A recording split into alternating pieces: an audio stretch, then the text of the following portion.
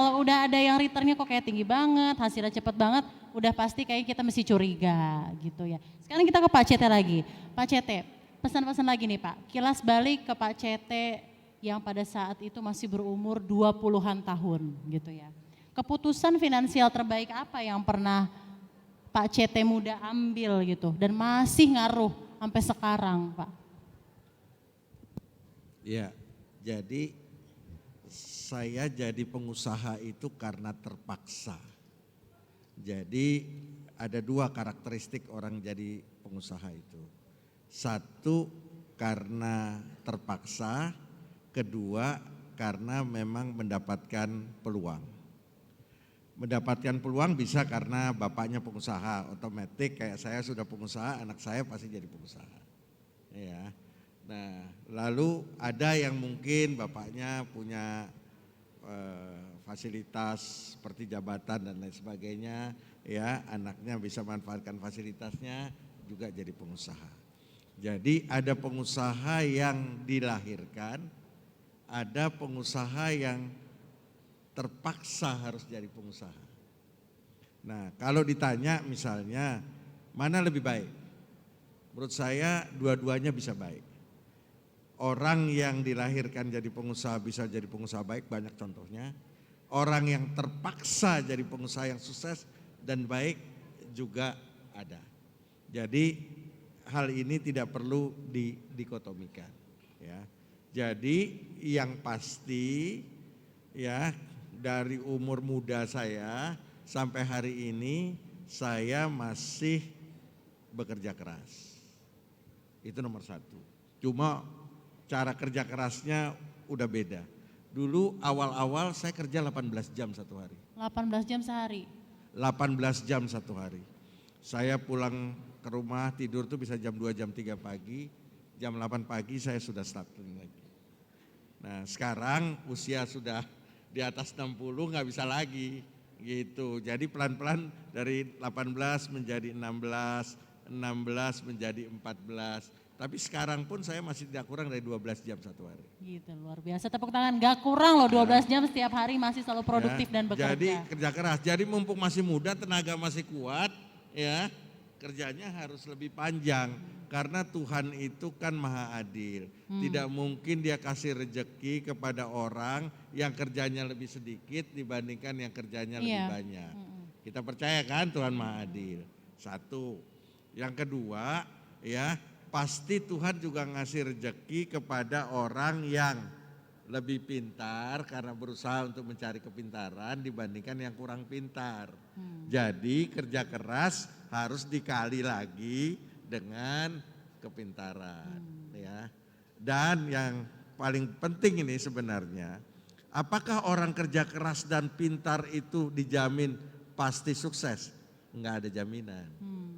Karena kita tugasnya tadi seperti Pak Emil bilang itu menjemput takdir. Menjemput takdir bahasanya. Ya, menjemput takdir. Soal hasil akhir itu kita serahkan adalah pada yang di atas. Nah besok insya Allah saya akan memberikan yang namanya CTW. CTW. Ya, jalannya CT. Nah kalau itu digunakan, saya kasih bocorannya aja.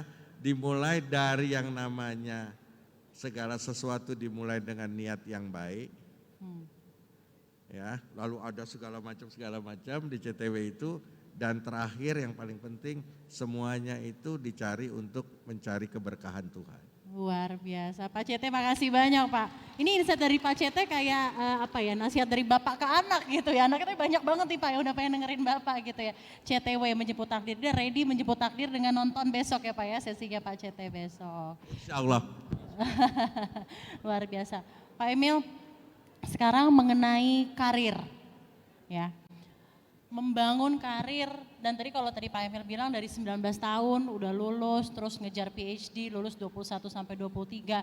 It seems like you have been always working and busy. Iya. Iya. Itu ya. Selalu sibuk, selalu kerja gitu ya. Iya.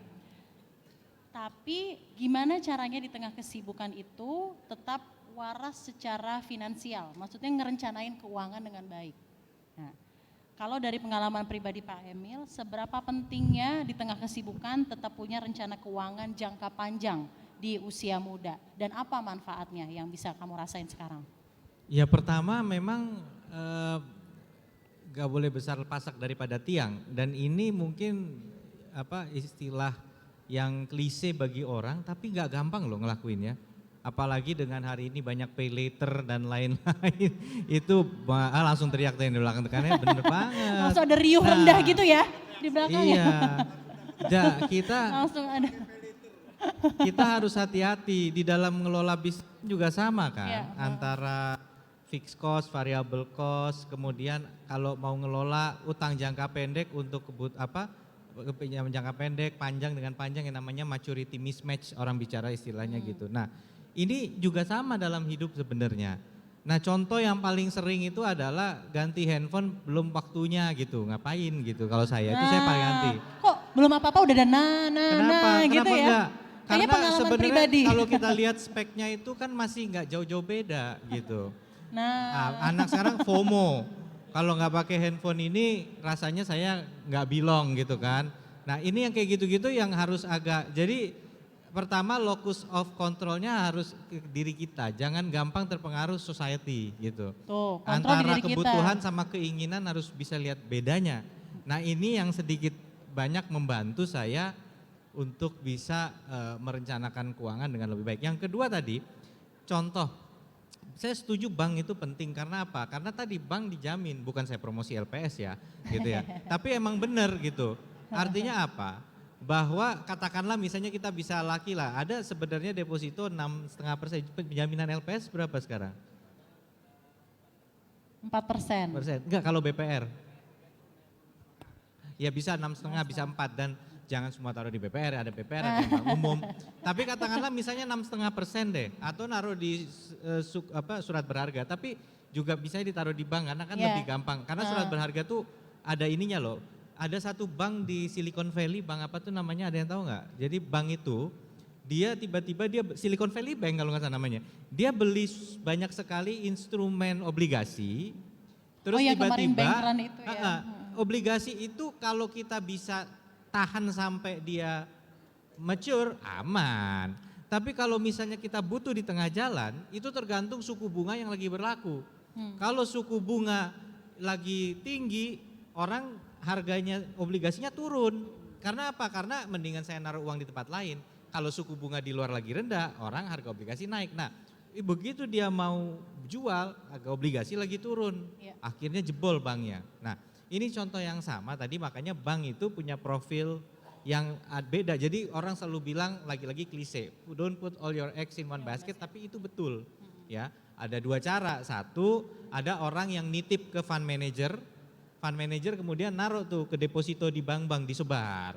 Ya, ada yang bank umum, ada yang bank yang BPR, tapi dia sebar. Ada juga yang dia ngatur sendiri gitu. Cuman kalau ngatur sendiri kan ada minimum nominalnya. Nah, balik lagi, bayangin kalau 6,5%, ini berbunga compounding setahun aja ya, bukan compounding per bulan, itu dalam 10 tahun lebih sedikit itu udah 2 kali lipat duitnya. Nah cuman kalau kita cuma ngitung 6,5% kecil, malas nabung jadinya, belanjain. Tapi saya juga setuju konsumsi juga penting. Tiongkok adalah negara yang saving rate-nya tinggi banget, marginal propensity to save-nya tinggi banget. Makanya waktu kemarin Tiongkok itu lagi ngitung-ngitung, mungkin dia, Amerika kalau dia berantem gimana ya, akhirnya kan setengah damai juga kan, meskipun agak keras tapi. Karena kalaupun misalnya dia harus channeling 400 miliar dolarnya ke negara lain, gak ketelan itu segitu banyaknya ekspor ke Amerika. Maka dia mau injek seperti Indonesia ngasih stimulus sama orang Tiongkok, itu bukan dibelanjain stimulusnya, dikantongin, disimpan. Jadi di sisi lain konsumsi tetap penting karena 60% dari perekonomian kita, makro kita tetap konsumsi. Tapi tetap harus ada tabungan tadi. Nah makanya saya juga salah satunya nabung itu penting. Jangan cuma lihat angka, cuma 4%, 6%. Karena sebenarnya kalau dia compounding dalam 10 tahun lumayan sudah bisa hampir 2 kali lipat gitu. Jadi memang itu tips-tipsnya ya, kalau dari di tengah kesibukan tetap menjaga dan tetap menjaga finansial secara jangka panjang gitu ya. Iya, Tapi betul. selalu ada waktu ya Pak ya, di tengah segala kesibukan yang ada ya Pak. Sekarang untuk literasi keuangan, Iya. literasi keuangan di Jawa Timur juga naik nih, udah di atas 55%. Jadi kita itu memang agak kebalik kalau di bank kita tuh inklusinya udah tinggi. Kita peringkat Inklusi udah keempat. tinggi. 92,9% di Jawa Timur. Jadi semua ini sudah inklusi keuangan. Kalau dibandingin yang di Jawa, ini kita cuma kalah sama Jakarta kayaknya. Karena Jawa Barat 85, 86, Jawa Tengah 86, Jogja 82, Banten 85, Jawa Timur 92,99 hampir 93. Jadi kita relatif tinggi, tapi literasinya juga penting. Literasi juga penting. Kita Literasi, kasih tepuk makanya tangan literasi untuk Wakil kegenjot. Gubernur Jawa Timur. Termasuk